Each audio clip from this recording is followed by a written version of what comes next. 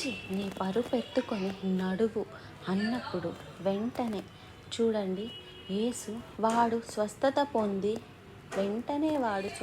పొంది తన పరుపెత్తుకొని అక్కడ పేతురు యోహానులు ఆ కుట్టోడికి చేయిచ్చి లేపారు. కానీ ఇక్కడ యేసు ప్రభువు చేయి కూడా వాడంతట వాడు లేచాడు. వెంటనే లేచి వాడు స్వస్థత నొంది పరుపెత్తుకొని నడిచెను.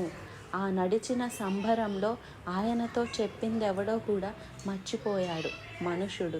ఇంతలోకి వచ్చేశారు. వీళ్ళు నడవటం చూస్తే, వాళ్ళు నడిపించిన వాడిని చూస్తే అక్కడున్నారు పరిసయ్యులు, శాస్త్రులు. ఓయ్, విశ్రాంతి దినాన రోగిని స్వస్థపరిచావు, యు ఆర్ దోషివి. విశ్రాంతి దినాన పని చెప్పే వాడికి పరుపెత్తుకోమని ఎందుకు చెప్తావు నువ్వు?